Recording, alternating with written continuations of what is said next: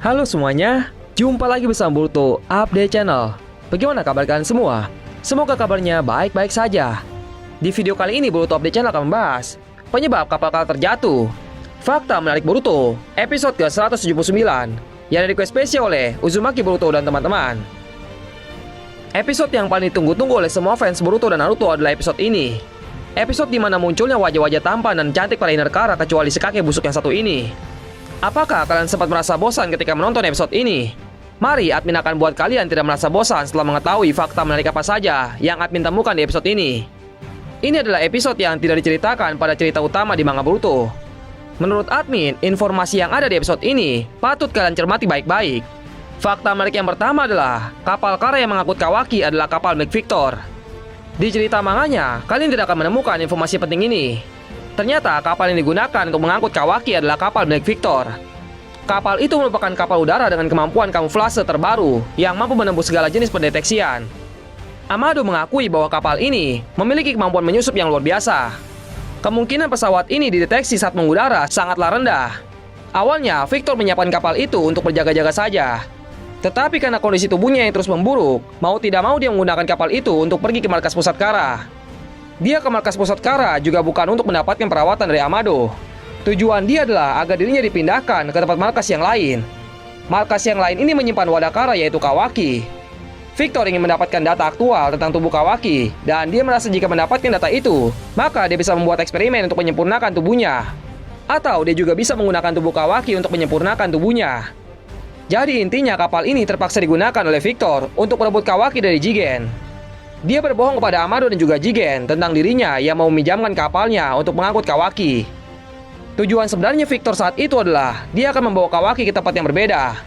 Meskipun Amado sudah mengubah rute tujuan pengangkutan dari kapal Victor, si Victor tetap masih bisa mengubah jalurnya. Dia bisa mengubah jalurnya tanpa perlu berada di dalam pesawat itu.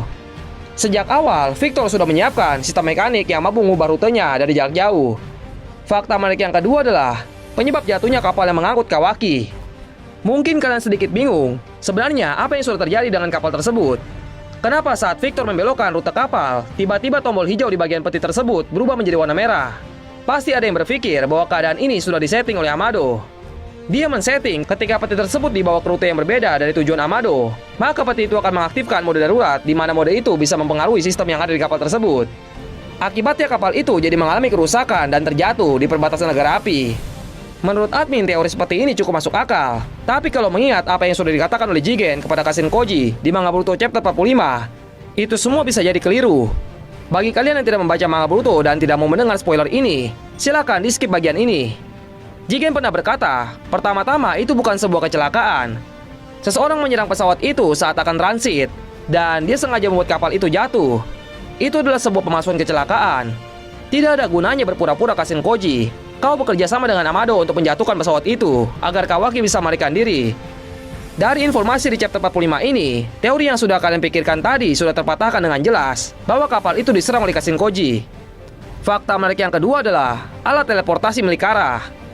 Admin cukup terkesan dengan alat teleportasi yang diciptakan oleh Amado. Sepertinya Amado banyak mempelajari kemampuan dari klan Otsutsuki. Dengan mempelajari konsep tekniknya, Amado bisa menduplikasinya dengan ilmu pengetahuan yang dia miliki. Alat-alat ini hanya tersedia di beberapa tempat persembunyian di Hinekara. Saat ini baru 2 tempat markas Kara yang diketahui memiliki alat tersebut. Kalian pasti ada yang tidak sadar kalau di episode ini diperlihatkan 2 markas Kara yang berbeda. Markas yang pertama adalah markas yang digunakan Amado untuk mengecek kondisi kesehatan Victor.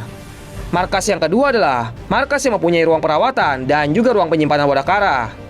Jadi sebenarnya saat Victor terlihat kejang-kejang, Amado langsung memindahkan Victor ke markas kedua Kara, di mana markas itu memiliki ruang perawatan yang bisa menolong Victor.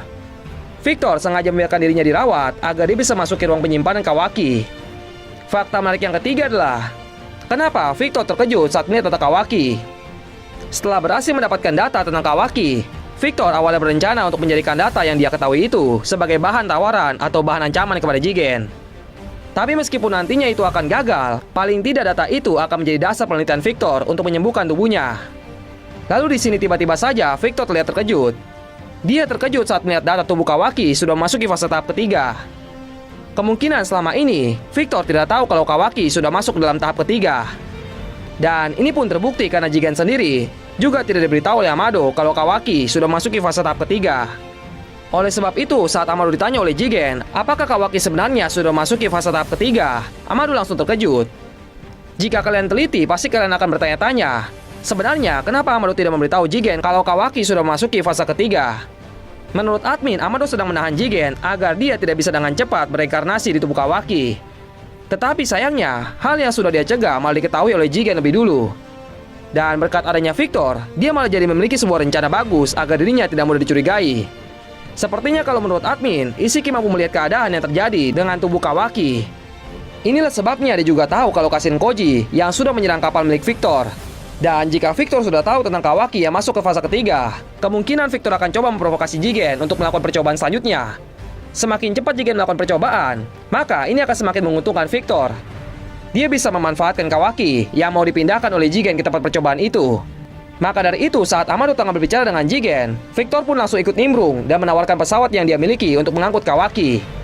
Sepertinya Victor memahami kalau Kawaki sudah masuk ke fase ketiga, maka tubuh Kawaki ini bisa digunakan untuk reinkarnasi Isiki. Kalian pasti ingat saat kejadian di manga Boruto, saat Jigen datang ke rumah Naruto untuk menjemput Kawaki.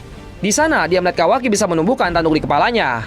Dan menurut admin saat itu, Kawaki sudah masuk ke fase tahap keempat. Itulah sebabnya Jigen sangat senang sekali saat Kawaki sudah masuk ke fase tersebut. Fakta menarik yang keempat adalah, latih tanding Boruto dengan Naruto akan segera dimulai.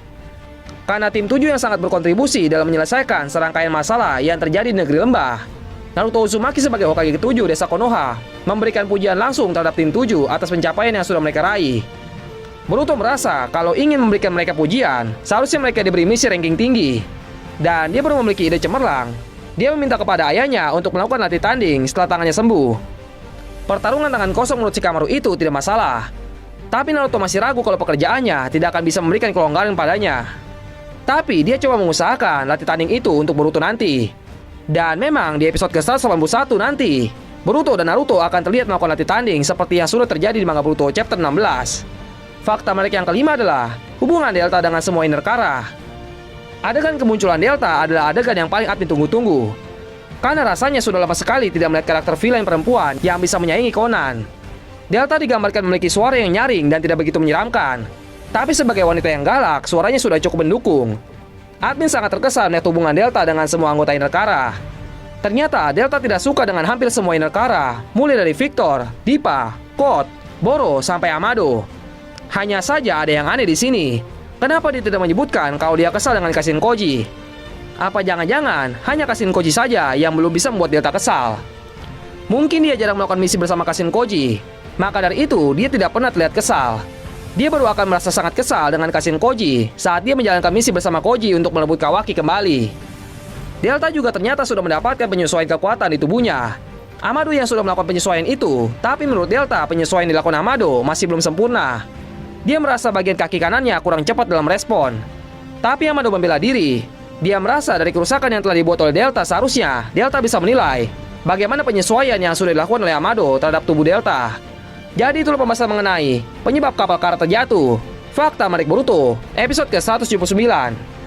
Jangan lupa, bagi kalian yang suka dengan anime One Piece, mari berkunjung ke One Piece Update Channel. Bagi kalian yang mau tahu rekomendasi anime terbaik, silahkan kunjungi season review.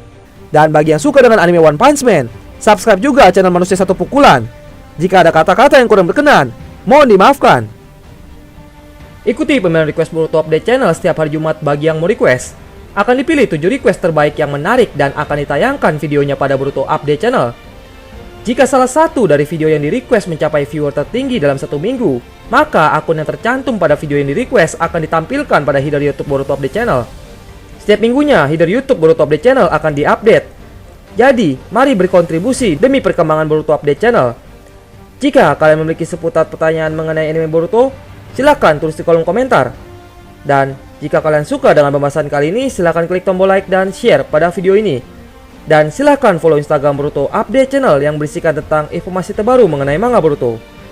Dan jangan lupa juga silahkan klik tombol subscribe agar kalian mendapatkan updatean video terbaru lainnya pada Boruto Update Channel. Sekian video kali ini, semoga bermanfaat dan terima kasih.